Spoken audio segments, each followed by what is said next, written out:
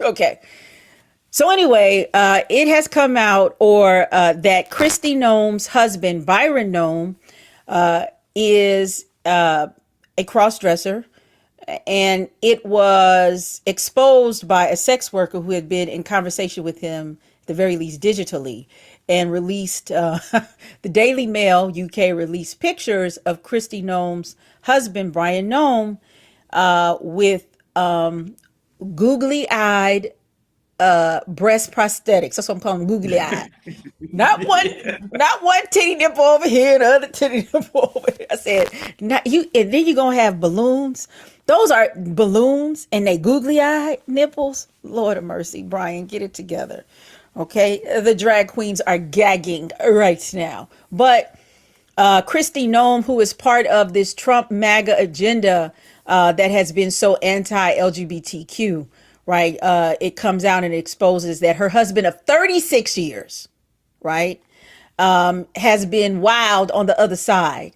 And she's come out with a statement, saying that she was devastated and needs to resolve this. Now, remember, Kristi Noem was dethroned. What was that? That was a month ago, because remember, we were on the podcast and it came out that she was Yep. removed as the head of Department of Headland Security. So it's not an irony, but a month later, now it comes out that her husband is not only somebody who dresses in women's clothes, but also pays sex workers, for, at the very least, to have a conversation like that. That is definitely what we could see is verifiable. So let's talk about.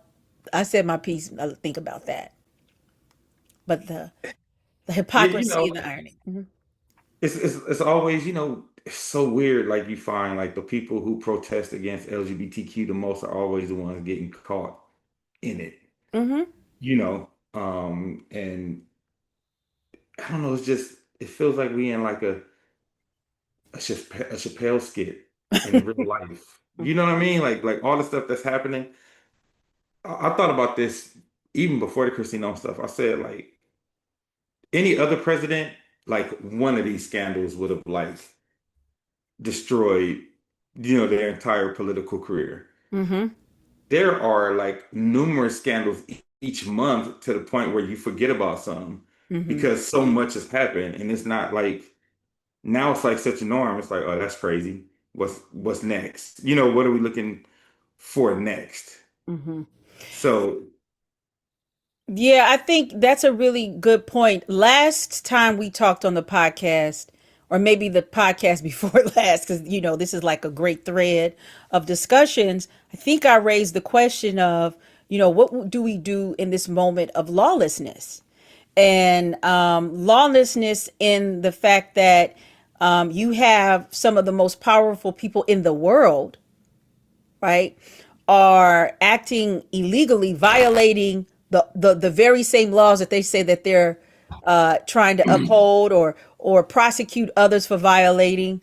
And the ethical aspect is totally thrown out the window. How do you navigate from here? And so it seems to me this flood of scandals that we're talking about, there's so many, and that's a tactic.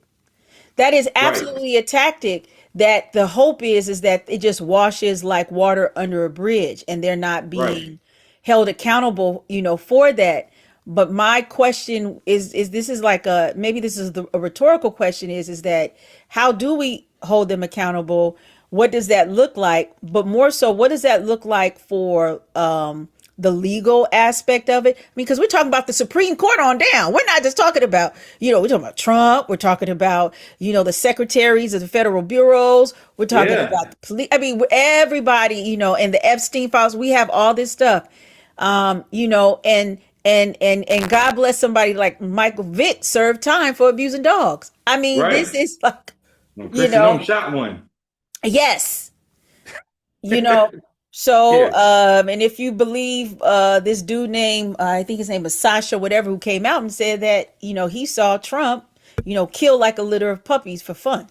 But there's a, there is, so what do we do with this? Like, what do we, what, I think the black response has usually been like, you know what I'm saying, and like let God handle that. You know what I Yeah, mean? Let karma get it. But yeah. we need to actively do something You because this know, cannot happen again. that's a great question. What do we do? That's a great question. Okay, so Kristi, so we're gonna move from Kristi Noem to Pam Bondi.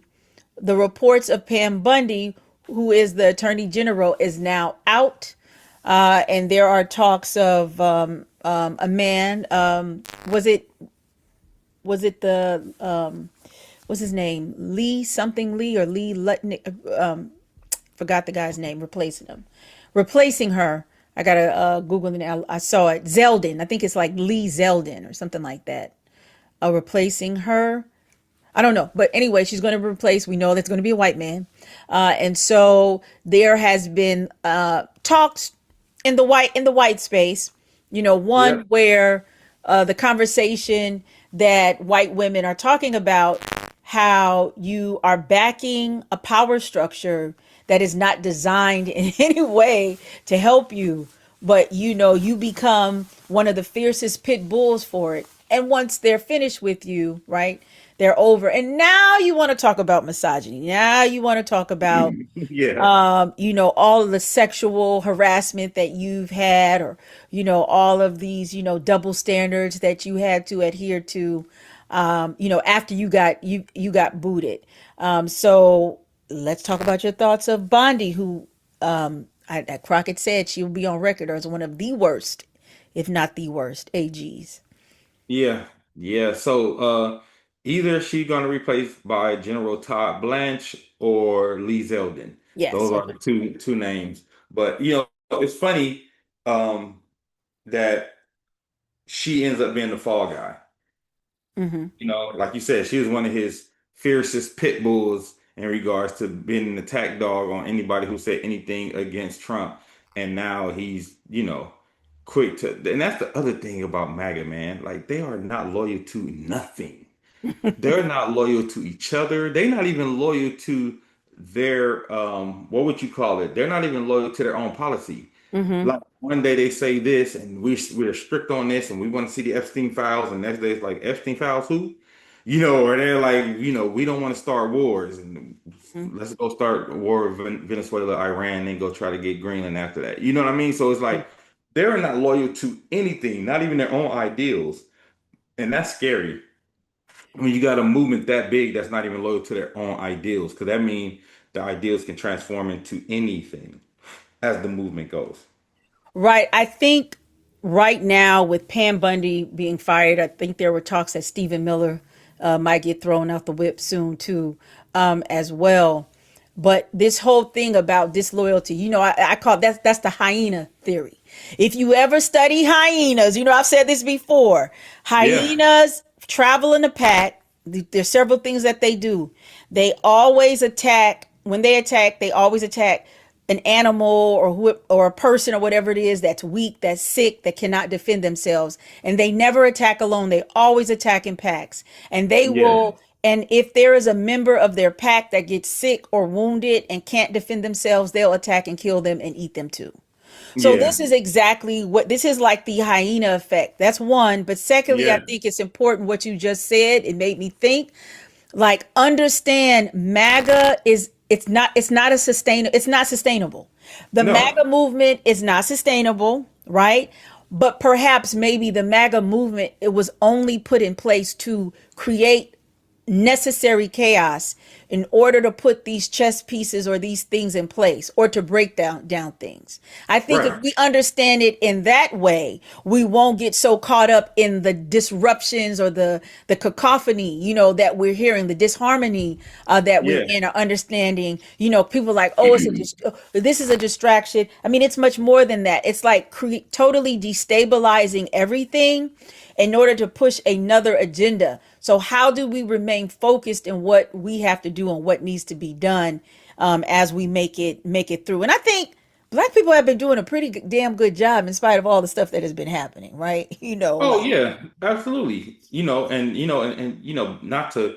We you could do know, but better, but yeah, I'm saying we can do better. But like even going back to what we were talking about with like Nick Cannon and Chili and all that too, it ties in this as well. Like you talk about MAGA in a way that it like seems to be supposed to be for black people.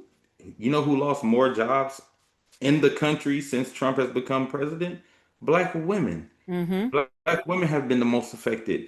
And this is what I'm talking about when I say you say crazy stuff like, oh, they for black people, but then we see like statistically what is happening for our black folks, specifically our black women.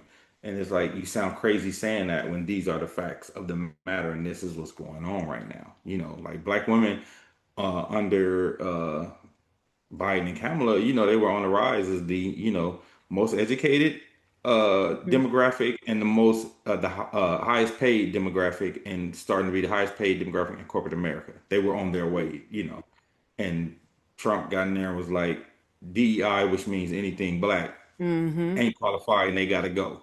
You know what I mean? And so like you were saying about the hyenas and you know them trying to hurt the people who can't defend themselves. I think we are in a place where we're seeing that, and it's not sustainable. I think MAGA dies with Trump. Like as Oh soon as yeah. Trump, you know, MAGA dies with Trump. He's not. He doesn't even want to transfer that power.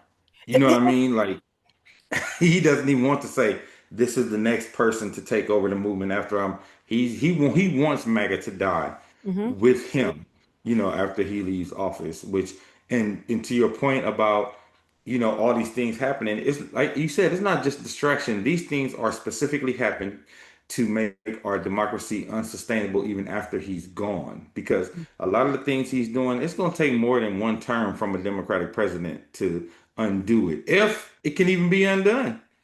Right. When this was during the Biden administration, when SCOTUS voted down Roe v. Wade, and then affirmative action, somebody deep in DC called me and said, over here, they're projecting that those two laws being struck down the way they did is going to destabilize those areas that it addressed for at least 100 years. Do you hear me? So it's going to, but I think this is where it's important to build that political structure that you're talking about in order, because everybody, the United States is never going to be the same, right? It's never going to be the same. So instead of allowing these powers that be create this infrastructure, what are we doing? I mean, that's something that we really need to really focus on. And I've been in conversation with quite a few black women, and I just wanted to say, Nick Cannon, when you have to jet jump to your 20 baby mamas and only 1.2 of them are black, you don't have the ear possibly of a black woman. I'm just saying, you know what I mean? To understand the ramifications Right, of what is happening. And I'm not trying to be, because I know, there are going to be some people that are, oh, it's because he's not with a black woman. No, no, no, no, no. When you are in intimate partner relationships, this is just what happens. You have real time conversations that affect you. So, you know what I mean?